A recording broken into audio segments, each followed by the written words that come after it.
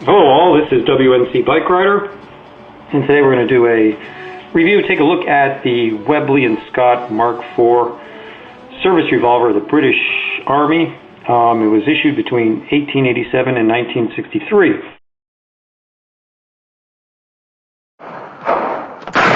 Not the best of shots, are they? Get a platoon together! I'll need more than one, old boy, if I'm going up there after them. You're not going up there after them! Get a platoon of good bayonet men! Take them head on at anything that breaks through what our line's weak. Oh, it's still a holding action, is it? That's right. Your job is to plug the gaps on the inside. And get yourself a good sergeant. Yes. The Webley and Scott revolver came in two different calibers. One was the .455 caliber, which is much larger than this one, or slightly larger frame and everything, but it's really the same gun as this one. This one you see here is a Mark IV in 38. It says 38 here, as you can see on the strap. 38 caliber, but actually what it is in America it's called the 38 Smith & Wesson.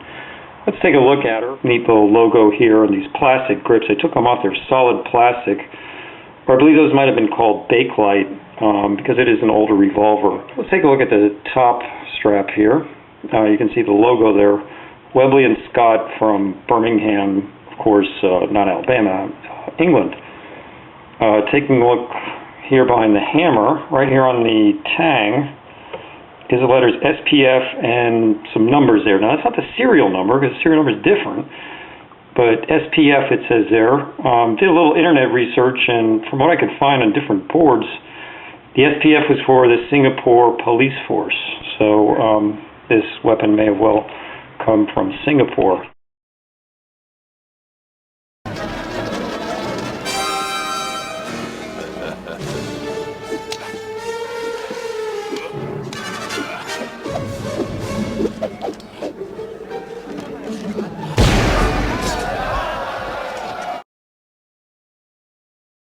As you can see, it's a standard 6-shooter. It's got an interesting action on it. It's a break top action, and we're going to go over that in just a second. I'll show you how it breaks open and how it's loaded.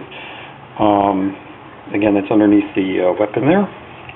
Take a look at the sight picture. I can get that to line up, but it's got decent sights on it. Actually, when you hold it, the sights are pretty sharp and clear. I don't know what that type of sight is actually called, but it's got a nice sight picture.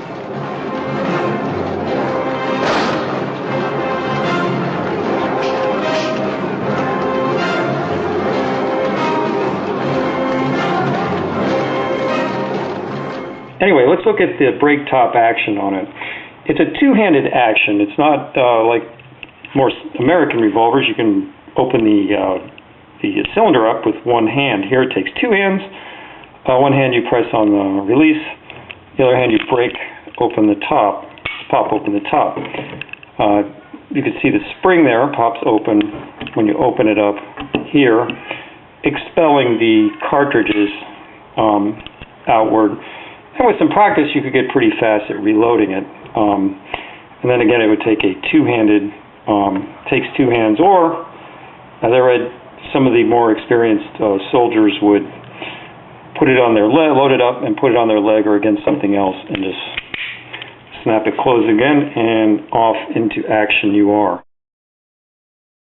Come on, attack, damn you. The ammo is what they call 38 Smith & Wesson.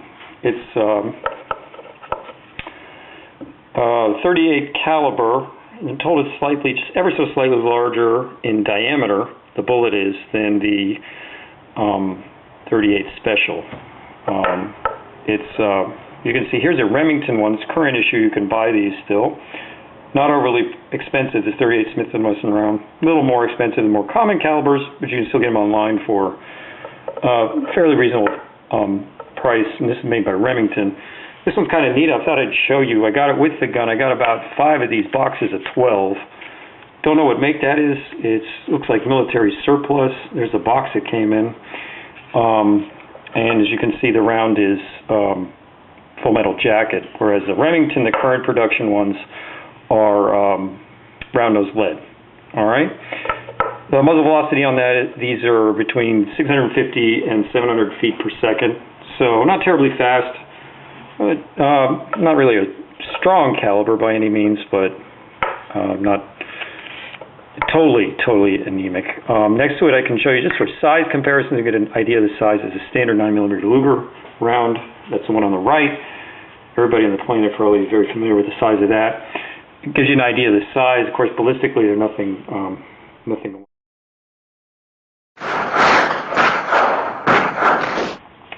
Did some shooting with it. Took her to the range, and I'll just show you the target. Here it's 15 yards. Of course, it's not far or anything, and that was with some of the surplus. I shot up some of my surplus rounds, and then a few of the Remingtons. The better shots were, of course, single action rather. Single action pull, by the way, is very nice as it is on most revolvers. Double action pull, not horrible. It really isn't. Smooth. It's pretty much the same hard pull throughout, but those were the wider ones. And again, it was only a 15. Fun. It's a fun shooter. You can pick these up relatively inexpensively. They are not super common, but you'll see them around. Ammo's not that hard to find. And I think you might enjoy having one. Show you what I picked up at the gun show is the holster for it. The guy at the table said it's supposedly a tanker holster, and fits it very nicely. You put the revolver right in there, it goes all the way in, snap it in, and I guess carry it off into the desert and fight Rommel with, or the Boers, or whoever you're wanting to attack.